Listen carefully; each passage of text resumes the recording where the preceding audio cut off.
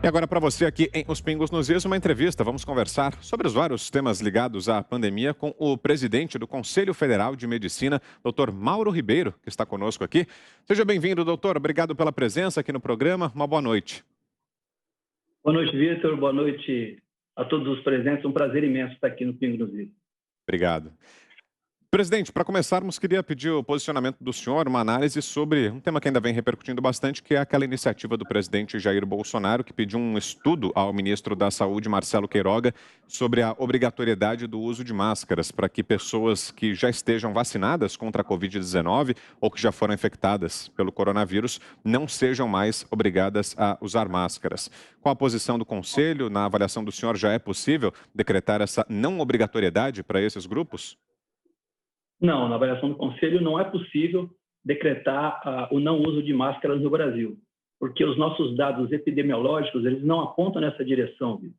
O Conselho Federal de Medicina ele defende medidas já públicas de longa data em que nós defendemos o distanciamento social, o uso de máscaras, não aglomeração, higiene das mãos, enfim, medidas restritivas, né? E o uso de máscara está entre as medidas que nós defendemos do Conselho Federal de Medicina. Existem estudos que apontam também, como sempre, né, em relação a essa doença, existem estudos hoje que apontam que a máscara não seria tão efetiva. Existem muitos mais estudos que apontam a efetividade da máscara. Os Estados Unidos já tirou o uso da máscara como uma medida obrigatória, mas os dados epidemiológicos sanitários dos Estados Unidos, nesse momento, são muito diferentes dos dados que nós temos no Brasil. Eu acho que nem a população brasileira está, nesse momento, pronta para que se dê uma ordem como se retirar o uso da máscara. Ela faz parte hoje de todas as campanhas, tanto do governo quanto do Conselho Federal de Medicina. Nós temos campanha nas ruas em defesa da vacina, em defesa dessas medidas, e o uso de máscara, no momento, os dados epidemiológicos do Brasil, eles não permitem, eles trariam muita insegurança para a população, eles não nos permitem, nesse momento, nós retirarmos o uso da máscara. Agora, o fato de, como colocou o ministro Queiroga, se fazer um estudo, o estudo sempre ele é bem-vindo. E certamente no futuro, quando nós tivermos uma posição mais favorável, essa medida possa vir a ser tomada, mas com toda a segurança, quando as nossas taxas de transmissão estiverem mais baixas e o nosso número de mortes também, a nossa média de mortes estiverem mais baixa. Quando nós tivermos um controle maior da pandemia aqui no Brasil. No momento, realmente, o CFM pensa que não há nem ambiente para isso. Ana Paula Henkel, sua pergunta, Ana. Boa noite, doutor Mauro. Prazer tê-lo aqui. Doutor Mauro, eu queria perguntar para o senhor em relação ao que nós vimos semana passada passar aí por unanimidade no Senado. Muito preocupante essa medida que é o tal do passaporte sanitário, o passaporte da vacina, onde obviamente haverá uma segregação, né? Algumas pessoas que não queiram tomar a vacina, vão entrar aí numa subdivisão na sociedade, mas também existem, né, aquelas pessoas que não podem tomar a vacina ou pessoas que já passaram pela Covid. Eu queria saber do senhor o que o senhor acha desse passaporte sanitário, se o senhor acha que é necessário que isso aconteça, se o senhor acha que é necessário obrigar todo cidadão a tomar uma vacina, que por mais que seja mais uma ferramenta aí no combate a essa pandemia, dessa maneira ela cerce, né, ela enforca aí algumas liberdades individuais. Eu queria saber o que o senhor acha desse passaporte. Ana, a posição do CFM em relação à vacina, ela também é pública já quando houve essa disputa de opiniões em relação à obrigatoriedade ou não da vacina, e a nossa posição é pública.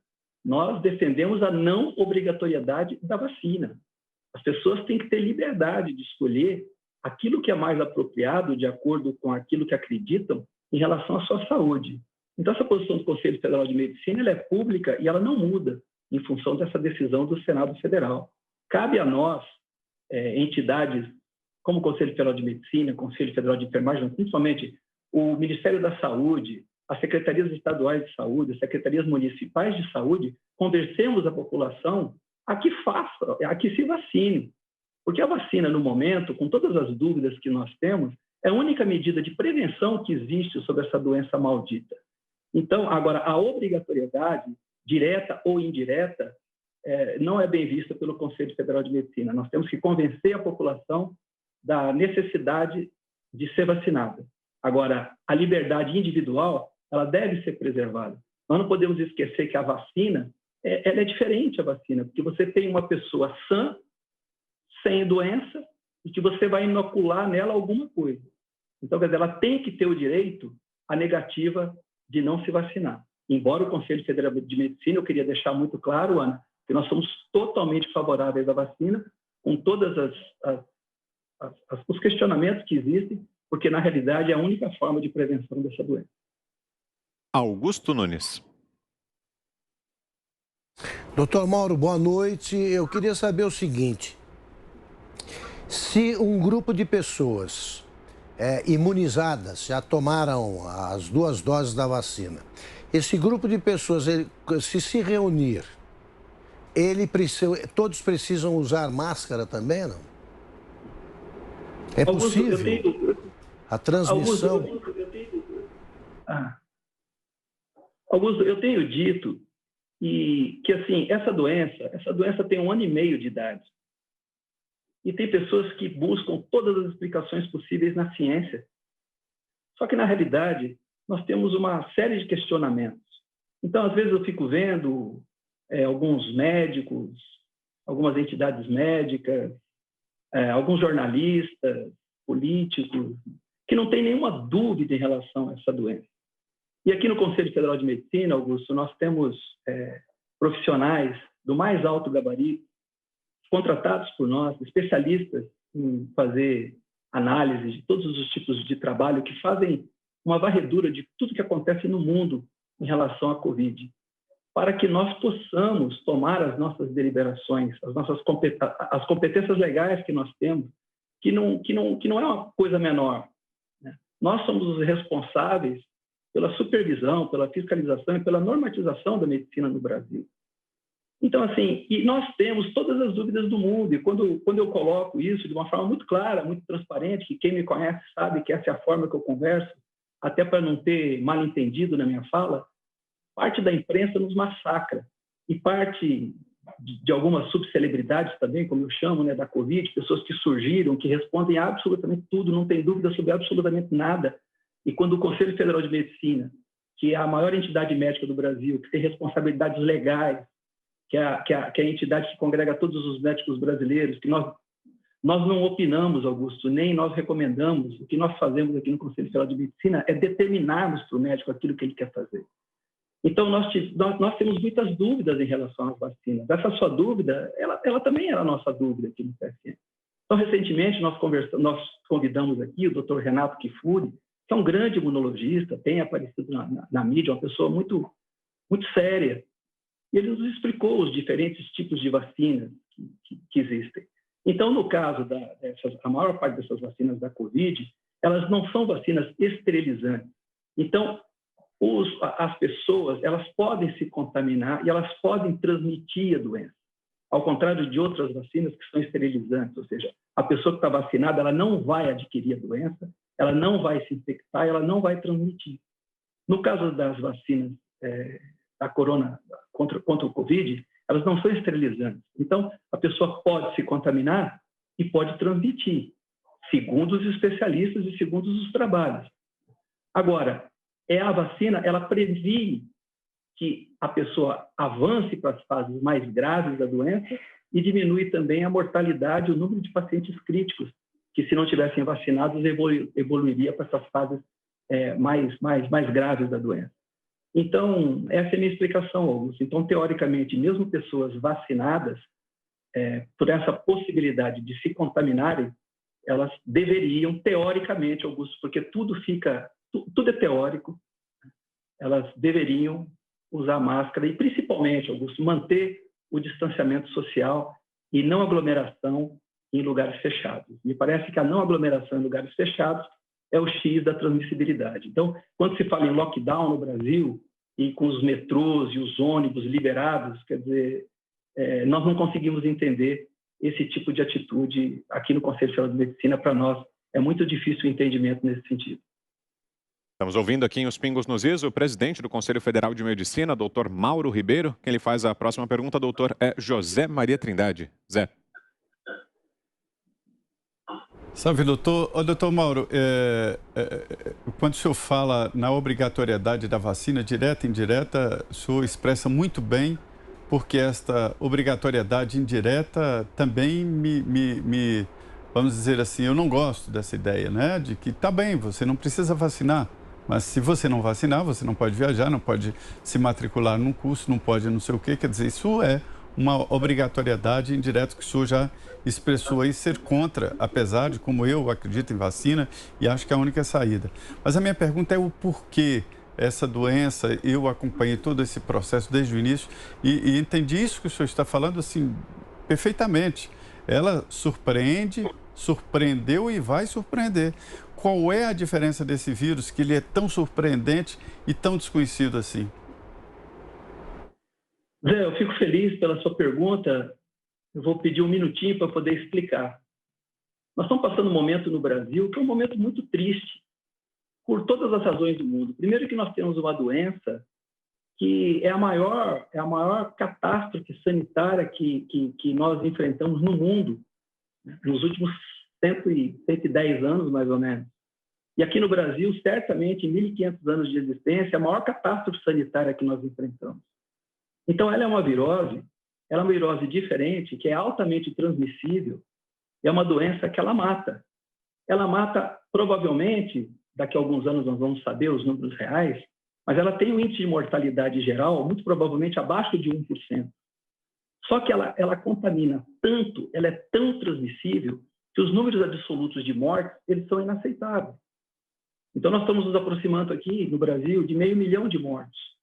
Agora, o que atrapalha muito essa discussão, Zé, é o ambiente que se criou no Brasil de que existem culpados para as mortes. Então, as pessoas acusam o presidente da República, acusam os ministros da saúde que passaram pelo ministério, né, de genocida, como grande responsável. O presidente da República, os ministros, não são responsáveis por morte nenhuma. Assim como o governador João Dória, eu vou fazer um paralelo aqui da politização que se transformou em torno das eleições do ano que vem, lá no início, né, dessa pandemia. Assim como o governador João Dória, os secretários de saúde, o prefeito Bruno Covas, o atual prefeito de São Paulo, os secretários, eles também não são responsáveis pelas mortes que estão acontecendo em São Paulo. Então, assim, nós vemos uma grande contradição e as pessoas não se atentam para isso, porque, infelizmente, no Brasil hoje, o que importa são as narrativas. As narrativas hoje, elas se impõem aos fatos e à verdade. E, infelizmente, é inacreditável isso, mas é o momento que nós estamos passando. Então, por exemplo, todos acusam, grande parte das pessoas acusa o governo federal de não se guiar pela ciência. E elogia o governo de São Paulo, por exemplo. Aqui não tem nenhuma colocação política na minha fala, pelo amor de Deus, é que São Paulo é o estado mais avançado do Brasil. São Paulo é o estado que tem a medicina mais avançada do Brasil. O governador João Dória, ele foi felicíssimo quando ele escolheu as pessoas para fazer aquele comitê de contingência da Covid, acho que é esse o nome, né? São pessoas top da medicina brasileira que orientam o governador em tudo. E quando nós vamos analisar os números, São Paulo tem um número maior de mortos por milhão de habitantes do que o Brasil no geral. Então, você tem Rio de Janeiro, Rio Grande do Sul e São Paulo entre os principais estados onde mais se morre gente no Brasil. E quem vai se questionar as pessoas que estão à frente desse enfrentamento da Covid em São Paulo? Eu não estou falando contra o governador João Dória, eu estou elogiando o governador João Dória. Eu só estou dizendo que nós não temos que brigar entre nós para procurarmos culpados pelas mortes. O nosso inimigo é esse inimigo horroroso, terrível, poderosíssimo que nós temos, que é o vírus. É o vírus que mata. Mas o vírus mata no Brasil, o vírus mata na Alemanha, ele mata nos Estados Unidos, ele mata na Europa, ele mata no mundo. O mundo parou em função dessa doença. E nós ficamos aqui com narrativas políticas dos dois lados, procurando culpados. Quando, na realidade, nesse momento, nós temos um drama passando no Brasil. A saúde no Brasil, ela está paralisada, Zé. Hoje nós temos pacientes oncológicos que não têm acesso ao sistema de saúde. A oncologia, nós fazemos o estadiamento desses pacientes, ou seja, o paciente é diagnosticado com câncer, você vê qual a fase do câncer que ele está. Hoje, esses pacientes, eles não estão tendo acesso ao tratamento, quer seja tratamento cirúrgico, quer seja tratamento com radioterapia, com quimioterapia ou tratamento combinado, e esses pacientes, eles estão avançando na sua doença, piorando a sua mortalidade. Nós temos hoje os pacientes com doença mental no Brasil, que houve uma explosão de doença mental no Brasil, inclusive em relação à própria pandemia, inclusive em relação à própria restrição que tem havido numa série de cidades, e esses pacientes simplesmente eles não têm acesso ao sistema de saúde, nem no aspecto eletivo, nem no sistema de urgência e emergência. O nosso sistema de vacinação no Brasil das outras doenças, ele também está comprometido. Então, hoje, ao invés de nós ficarmos discutindo essa coisa de tratamento precoce, procurando culpados, acusando uns aos outros, nós temos que estar todos juntos, como a maior parte dos países do mundo estão fazendo, no sentido de procurarmos minimizar o drama sanitário que nós estamos passando nesse momento. E eu falo isso, e até me emociono um pouco, vocês me desculpem, porque todo mundo dá opinião sobre tudo. Então, a gente vê subcelebridades da Covid aparecendo nas televisões, com acesso em jornais, televisões, pessoas que nem médicos são, falando sobre medidas de lockdown, tratamento medicamentoso, que eu, como médico, como presidente da maior instituição médica do Brasil, eu não ouso fazer, porque eu não tenho conhecimento para isso. E as pessoas não têm dúvida nenhuma. Eu vejo jornalistas dando opiniões definitivas em relação a tudo, né? Quando, na realidade, isso é um atraso muito grande que traz um mal imenso para a população brasileira. Esse era o momento de nós... Agora, o médico, os enfermeiros, os profissionais de enfermagem que estão lá na frente tratando, nós já curamos 17 milhões de pessoas nesse país. E ninguém enaltece isso. E quando eu falo em curar 17 milhões de pessoas no Brasil, eu não estou minimizando a morte de 500 mil de pessoas, que é uma catástrofe, sob todos os sentidos. Eu só estou dizendo que isso aí não tem que ter obrigatoriamente culpados. Agora, se teve corrupção, aí é outra conversa, que tem que ser investigada e os culpados têm que ser punidos. E eu não vou entrar nessa seara, porque eu estou aqui como presidente do Conselho Federal de Medicina para falar sobre a medicina. Agora, esse era o momento que nós temos tantas outras prioridades, né, que os médicos brasileiros, os enfermeiros, técnicos de enfermagem, fisioterapeutas, nós que estamos lá na ponta, nós sabemos o drama que nós estamos passando. Nós estamos trabalhando em péssimas condições. Ontem eu estava na Santa Casa de Campo Grande, dei plantão lá o dia inteiro, porque eu sou presidente do Conselho Federal de Medicina, mas eu trabalho. Eu estou na ponta. E nós estamos trabalhando, a Santa Casa ainda é um lugar privilegiado, mas os médicos brasileiros hoje, desculpa, eu estou me prolongando um pouco na resposta, eu procuro ser objetivo, mas esse tema realmente é um tema difícil para os médicos, nós não temos voz. Os enfermeiros não têm voz. Mas quem está lá na ponta, fora da discussão política, somos nós. Nós estamos chefiando as equipes de saúde. Nós estamos trabalhando com medo, nós estamos trabalhando sem segurança, nós estamos trabalhando sem EPIs, nós estamos adoecendo, nós estamos levando doença para casa, nós estamos morrendo, já são mais de 700 médicos que faleceram, eu não sei o número de médicos que ficaram entubados, afastados do serviço, né? Passando o drama de repente, teu pai, uma mãe, um filho contaminado, a esposa contaminada e morrer, e nós convivemos com isso, se não fomos nós que trouxemos o vírus para dentro de casa. Então, o que nós estamos vivendo na medicina brasileira, eu não estou aqui vitimizando, nem sendo catastrofista, é um drama. E aí vem todo mundo querer ensinar para o médico brasileiro o que o médico brasileiro tem que fazer para tratar o Covid. Pelo amor de Deus, pelo menos nos respeitem. Pelo menos nos respeitem. Para de falar bobagem, para de ficar ouvindo pessoas que nunca trataram um paciente da vida. É esse o ponto. Vamos a mais uma pergunta agora, Guilherme Fiuza.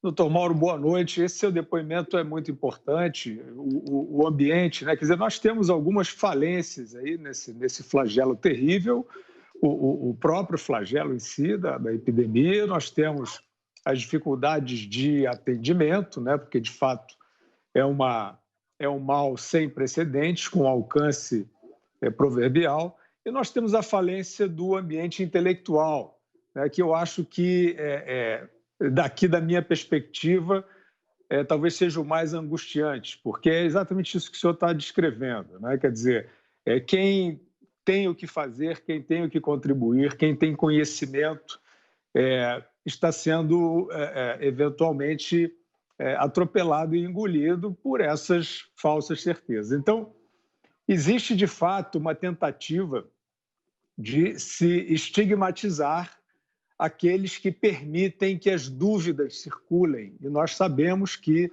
nós vamos ganhar conhecimento tanto mais quanto possamos ter as dúvidas e ir atrás das respostas. Então, o senhor, eu quero aqui realmente fazer um agradecimento, porque o senhor, numa posição tão importante de referência, tem tido a serenidade necessária para fazer isso, como o senhor acabou de dizer. Quer dizer, o senhor é uma autoridade que, com muita coragem, tem feito a afirmação do que é controverso, do que é duvidoso, das premissas que já podem ser trazidas, as outras que não podem ser trazidas. Então, feita essa introdução, eu faria pergunta sobre um aspecto, né? Assim, uma especificidade desse debate muito adoecido, né?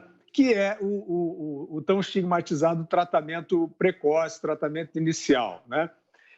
Nós vimos, doutor Mauro, algumas pessoas que trabalham com isso, e acho que não precisamos fazer de novo a ressalva de que também é um experimento, de que também são estudos em andamento, não conclusivos. O senhor já fez diversas vezes, com muita elegância e muita coragem, essa ressalva. Mas nós vimos, por exemplo, médicos à frente dessas experiências, como a doutora Anise Yamaguchi, o senhor acabou de citar a questão oncológica, ela é uma oncologista trabalhando com esse tipo de iniciativa, com um cerco muito severo, né? Muito lamentável, um cerco intelectual, moral, uma tentativa, eventualmente, até de dificultar o exercício da profissão por parte dela, culminando com uma situação que eu acho inaceitável, o senhor, inclusive, se manifestou sobre isso, que foi ali uma situação de coação, praticamente, que ela sofreu na CPI da Covid. Por que, doutor Mauro, o senhor acha que se chegou a essa tentativa tão irracional, tão difícil de compreender, de tentativa de estigmatização deste experimento do chamado tratamento imediato? Fiuza, a única explicação que nós temos é a politização em torno das eleições da presidência da República no que vem.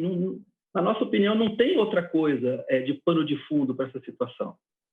Então, quando você vai para a literatura, Fiuza, e você sempre acentua isso aí, essa questão não está pacificada na literatura, porque na literatura, em relação a esse tratamento precoce, você tem de tudo, né? Você tem de tudo. E aí é o copo pela metade, você vê da forma como você quiser.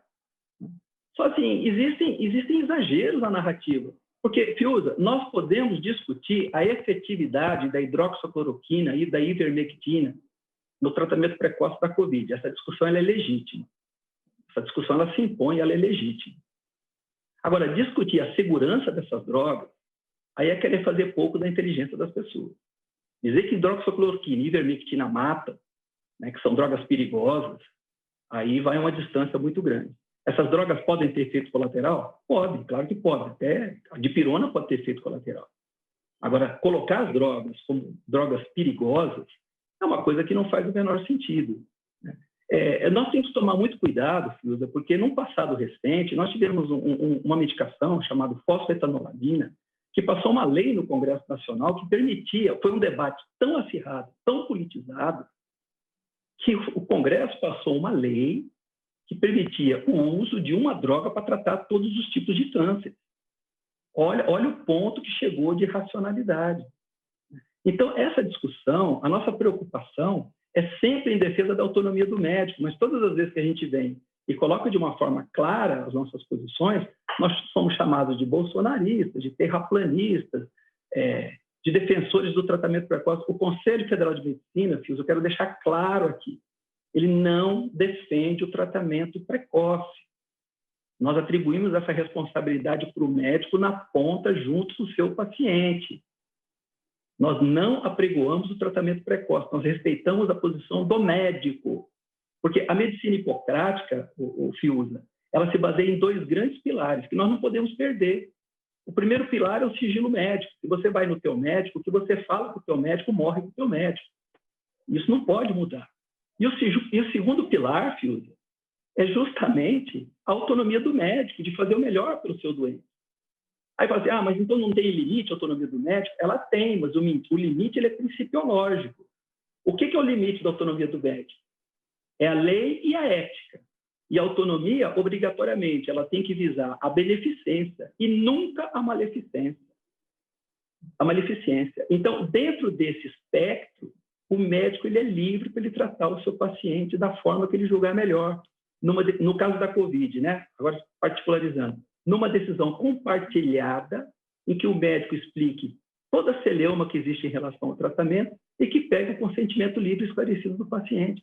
Como que alguém pode ser contra essa posição?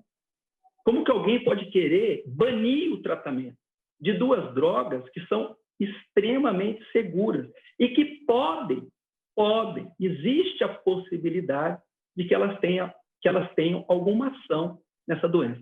Fiuza, eu vou gastar mais 1 minuto do seu tempo, vou pedir licença ao Vitor para te falar uma coisa. Eu passei uma experiência aqui no Conselho Federal de Medicina com o canabidiol, porque houve um pedido, houve um relato, começou a haver relatos chocantes do canabidiol de mães que tinham crianças portadores de epilepsias próprias da infância, que tinham 30, 40, 50 episódios de epilepsia por dia. E eles foram para a imprensa, para a grande imprensa, isso uns anos atrás, aproximadamente 5 anos atrás, e pedindo que o Conselho Federal de Medicina liberasse, porque o Conselho Federal de Medicina é que tem essa prerrogativa legal, de liberar o uso do canabidiol para o tratamento dessas epilepsias. Eu fui contra, porque quando nós fomos para a literatura, Fiuza, não tinha nada na literatura que desse subsídio para aquela decisão. E nós fizemos uma resolução liberando o canabidiol para o uso compassivo, o uso por compaixão, para que o paciente não perdesse uma oportunidade de fazer aqueles tratamentos que realmente eram os tratamentos consagrados na literatura, né? E o canabidiol, agora já existem mais trabalhos, o canabidiol, ao longo do tempo, se revelou extremamente efetivo para o tratamento daquela doença. E eu me bati ferrenhamente contra a aprovação do canabidiol aqui pelo Conselho Federal de Medicina. Então, a ciência, ela muda. E coitada da ciência, Fiuza, encerrando a minha resposta a você, essa doença ela tem 1 ano e meio de idade. A ciência já avançou muito nas vacinas do paciente crítico. Agora, vamos dar tempo para a ciência para ela responder todas as nossas perguntas. A ciência ainda não respondeu todas as nossas perguntas. Então, existe uma irracionalidade muito grande, que eu acho que o pano de fundo disso é simplesmente a política que está graçando aí no Brasil. Esse é o Dr. Mauro Ribeiro, presidente do Conselho Federal de Medicina, esteve conosco aqui em Os Pingos nos Is. Mais uma vez, doutor, obrigado pela entrevista, pela presença aqui no programa. Uma boa noite. Obrigado pela oportunidade, é um prazer imenso falar com vocês. Parabéns pelo programa.